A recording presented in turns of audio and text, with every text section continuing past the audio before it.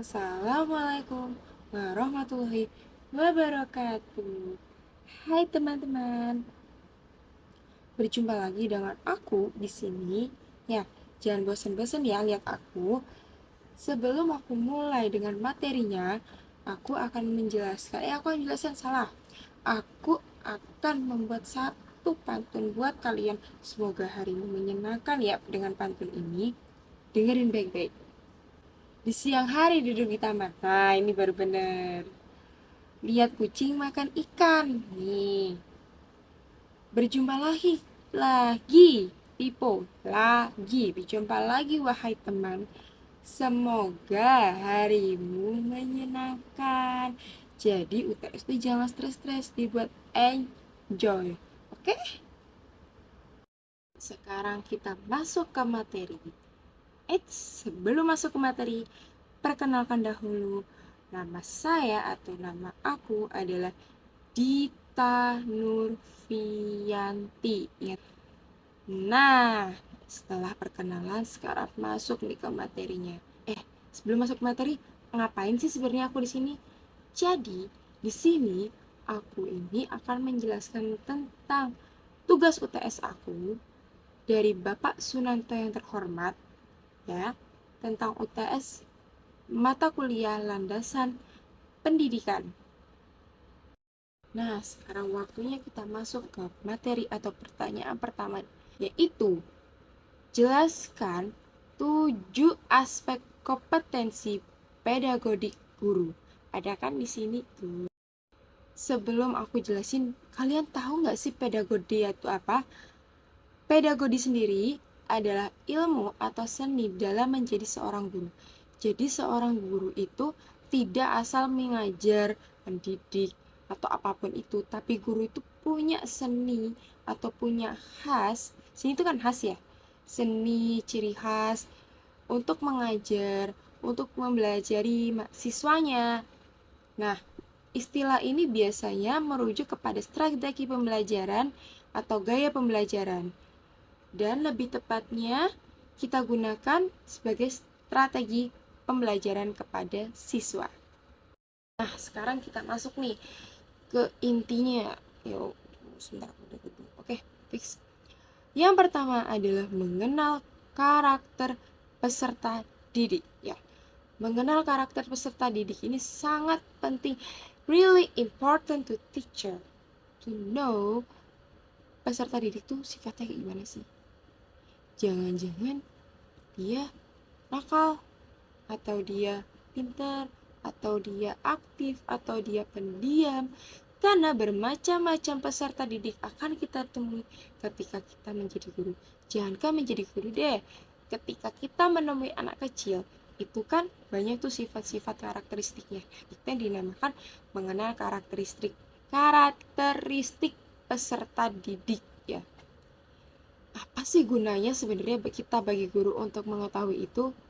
Kita itu sebagai guru harus benar-benar mengenal, karena kita tahu bagaimana metode atau cara kita mengajar untuk peserta didik yang kita kenal itu. Tidak semua peserta didik dapat disamakan. Rasanya disamakan tuh gak enak guys. Bener gak sih? Disamakan tuh bener-bener gak enak. Ya, kedua, menguasai teori belajar dan prinsip-prinsip pembelajaran. Nah, materi ini atau pedagogi ini tuh sangat penting bagi guru, karena kita bisa mengetahui atau mengimprove skill gitu ya, teori belajar atau prinsip-prinsip yang sudah ada. Yang ketiga adalah pengembangan kurikulum. Pengembangan kurikulum sendiri di Indonesia sudah banyak banget dari KTSP, dari K13, sekarang Merdeka Belajar. Pusing gak sih sebenarnya? Tetapi kita sebagai guru kita harus tahu bagaimana kurikulum itu dikembangkan. Ya, sebenarnya kurikulum itu hampir sama, tetapi caranya saja yang mungkin little bit berbeda. Paham ya? Yang keempat adalah kegiatan pembelajaran yang mendidik. Camkan di bawah, mendidik ya. Mendidik sendiri itu bukan dengan kekerasan, bukan dengan pukul-pukulan, bukan dengan tamparan, nggak kayak yang di sinetron-sinetron ya. Ingat, nggak kayak yang di sinetron-sinetron, paham? Nah, mendidik sendiri di mana dia itu akan paham tentang apa yang mereka pelajarin gitu loh. Dan selanjutnya adalah pengembangan potensi peserta didik. Nah, ini tuh penting banget guys buat kalian yang ingin masuk ke dunia pendidikan, apalagi khususnya guru ya. Kita harus tahu tuh potensi peserta didik. Karena setiap peserta didik itu memiliki potensi yang berbeda-beda. Nggak ada namanya potensi peserta didik itu sama. Mungkin ada satu, dua dalam satu kelas, tapi kebanyakan berbeda. Jadi kita harus tahu potensi apa sih yang dimiliki oleh peserta didik kita. Jangan sampai kita salah melangkah dengan potensi tersebut. Karena dengan potensi itu bisa mendorong mereka untuk berani berani untuk mengemukakan potensi mereka, berani untuk menunjukkan skill mereka. Selanjutnya adalah komunikasi dengan peserta didik. Nah, ini nih yang mungkin selama aku sekolah dahulu pengalaman ya, itu masih jarang banget atau masih rarely tentang komunikasi dengan peserta didik. Komunikasi dengan peserta didik itu really important to you guys. Jadi tidak hanya kalau di zaman SMP itu konseling saja ya, tetapi kita sebagai guru kita harus tahu nih anak didik kita tuh seperti apa, bagaimana komunikasinya, bagaimana uh, dia sosialisasi dengan dengan yang lain. Nah, kita harus tahu nih komunikasi dengan peserta didik. Contoh hal kecil-kecilan kita tanyain, sini sayang, kamu itu ya, terus gimana, kenapa, ada apa. Nah, itu termasuk komunikasi dengan peserta didik ya. Kecil-kecilan aja, yang penting dia merasa nyaman, dia merasa enjoy dengan kita. Jangan sampai di dalam pembelajaran dia merasa aku tertekan nih sama guru itu, aku nggak suka nih sama guru itu diam, guru itu galak, guru itu. Jangan sampai, karena jikalau bisa kita ini sebagai guru adalah menjadi sahabat mereka. Kita bisa masuk ke dunia mereka.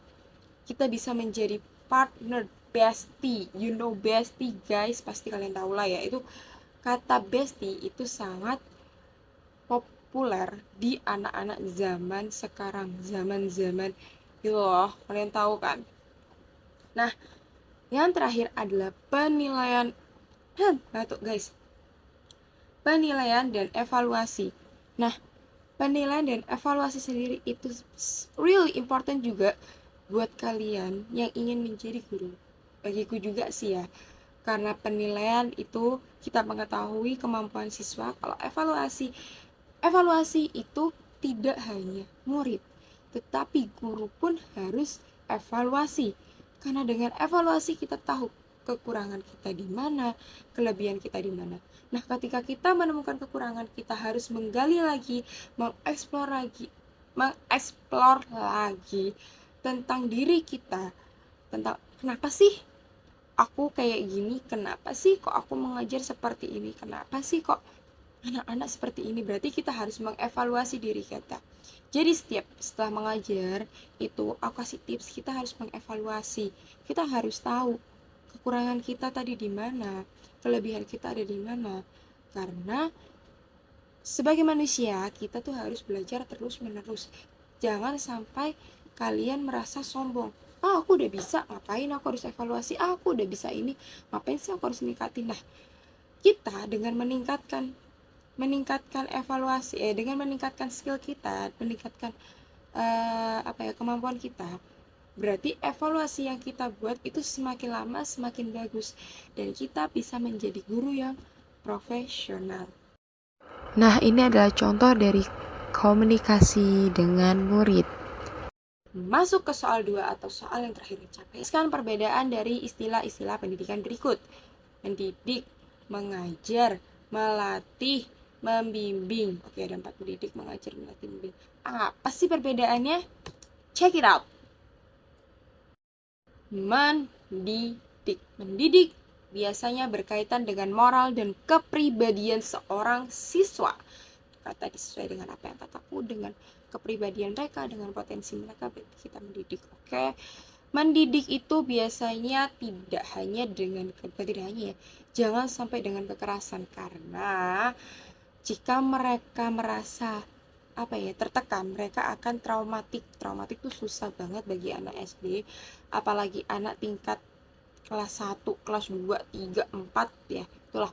Itu ketika kita kerasikan atau kita mendidik secara keras, dia akan mengalami traumatik dan biasanya akan terbawa sampai nanti besar. Oke.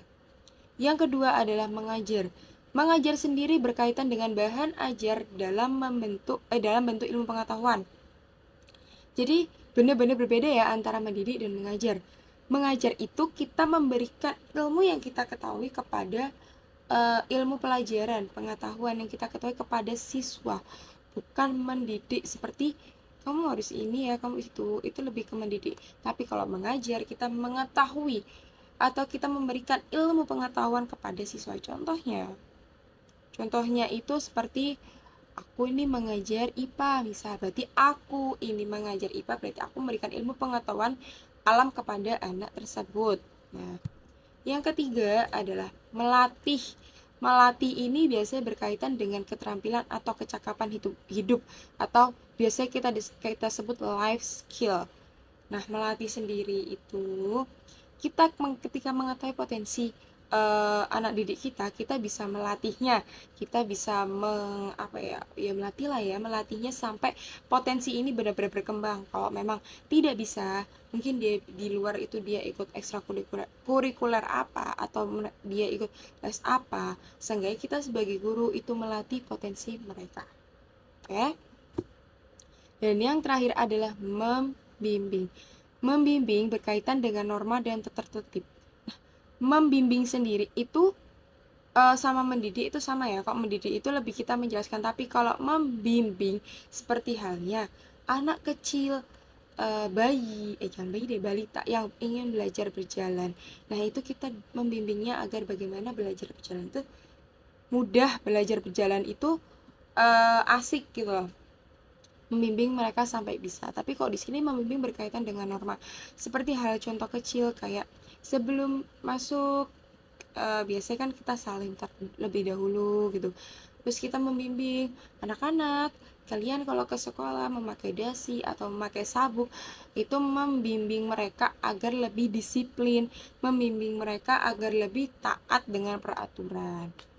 Karena beda ya membimbing di Indonesia sama luar negeri. Kalau luar negeri yang saya ketahui adalah mereka bisa memakai baju yang bebas, tetapi bebas rapih. Jadi mereka tahu di mana mereka harus memakai pakaian rapi, di mana mereka harus memakai pakaian yang biasa. Karena mereka dibimbing oleh guru untuk membedakan mana yang harus memakai pakaian rapi, mana yang harus pakai pakaian biasa. Nah, itu contoh dari membimbing. Nah, ini adalah contoh belajar ya. Teman-teman, kita sampai di penghujung acara. Penghujung vlog salah. Penghujung video tugas UTS atau UTS saya. Nah, sini saya akan menjelaskan. Maafkan, saya akan minta maaf sebesar-besar ya teman-teman. Apabila saya punya salah kepada Bapak Sunanto, saya meminta maaf apabila saya memiliki kata-kata yang kasar atau tidak pantas dalam video ini. Saya hanya berkreativitas sebisa mungkin. Saya hanya mengerjakan UTS saya dan berusaha mengerjakan UTS secara dengan baik, bukan tipu. Nah, mungkin itu saja yang bisa saya sampaikan. Nah, sebelum saya tutup, saya ada pantun lagi nih. Ya, hari Selasa bersih-bersih, cakep.